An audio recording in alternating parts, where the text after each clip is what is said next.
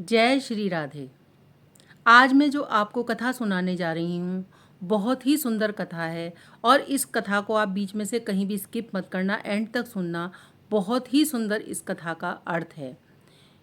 कर्म मनुष्य को चाहे वो जाने में करे या अनजाने में करे उसे भोगने पड़ते ही हैं। इसका भगवान ने भी कई जगह हमें लीला करके हमें संदेश दिया है कि जब भगवान को इतने कष्ट सहने पड़े, आप चाहे रामचंद्र जी का चरित्र उठा लीजिए, चाहे कृष्ण भगवान का, शुरू से ही कष्ट जीवन में सहे, तो उन्होंने मानव जीवन को एक संदेश दिया है कि मनुष्य को अपने कर्मों के कष्टों को जरूर भोगना पड़ता, अपने कर्मों को जरूर भोगना पड़ता है। इसी के संदर्भ में एक ये कथा है जो माता सीता की है। ये भी हमारे लिए एक आदर्श प्रस्तुत करती है। आपने अगर मेरे चैनल को सब्सक्राइब नहीं किया है तो जल्दी से कर लीजिए, एक लाइक कर दीजिए। बहुत अच्छी कथा है, आप सबने सुनी ही होगी। जब धोबी के कहने पर रामचंद्र जी ने सीता जी को महल से बाहर भेज दिया था लक्ष्मण जी के साथ, उस टाइम वो गर्भावस्था में थी। अब ये श्राप उन्हें कहाँ से लगा, इसके संदर्भ में ये कथा है।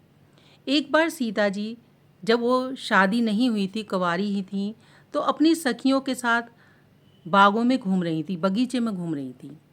तो वहाँ पर उन्होंने एक आवाज़ सुनी। एक तोता तोती बात कर रहे थे।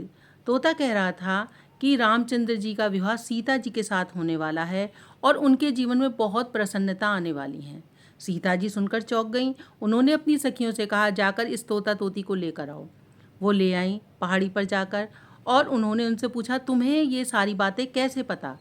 क्योंकि सीता तो मैं खुद हूँ। उन्होंने कहा कि हम ऋषि वाल्मीकि के आश्रम में रहते हैं, वहाँ हम रोज़ाना ये रामायण की कथा सुनते हैं। तो उन्होंने ही हमें बताया कि रामचंद्र जी का विवाह सीता जी के साथ होना है। तो उन्होंने कहा, मैं वही सीता हूँ और मैं तुमसे और भी कुछ जानना चाहती हूँ, इसलिए तुम मेरे साथ मेरे महल में चलो।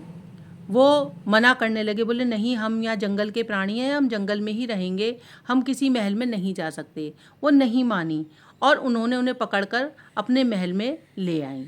ले जाने के बाद उन्होंने एक सोने का पिंजरा रखा। उन्होंने कहा कि मैं तुम्हें बहुत अच्छी सेवा करूँगी, तुम बस मेरे बारे में बताना। तो तोता तो उड़ गया और जो तोती थी वो उसके अंदर ही रह गई, वो गर्भवती थी। तो उसने सीता जी को श्राप दिया कि जिस तरह से ऐसी अवस्था में तुमने मुझे मेरे पति से अलग किया है, ये तुम्हारे जीवन में भी घटित होगा। अगले जन्म में वो तोता तोती धोबी बने और वो धोबन बनी, और उन्होंने इस तरीके की चर्चा की कि जिसके कारण भगवान ने उन्हें वनवास दे दिया, उनको ऐसी अवस्था में जंगल में भेज दिया। तो ये जो कथाएं होती हैं ये मनुष्य के लिए एक आदर्श प्रस्तुत करती हैं। भगवान ये बताना चाहते हैं जीव को कि तुम्हें कर्मों का तो ज़रूर भोगना पड़ेगा। इसलिए हर कर्म बहुत सोचकर समझकर, कोई भी बात बड़े सोच समझकर कीजिए, क्योंकि हम जैसा बोते हैं वैसा ही काटते हैं। इस कहानी से यही हमें शिक्षा मिलती है। आगे भी ऐसी अच्छी अच्छी कहानी सुनने के लिए आप मेरे चैनल को सब्सक्राइब कीजिए। जय श्री कृष्णा।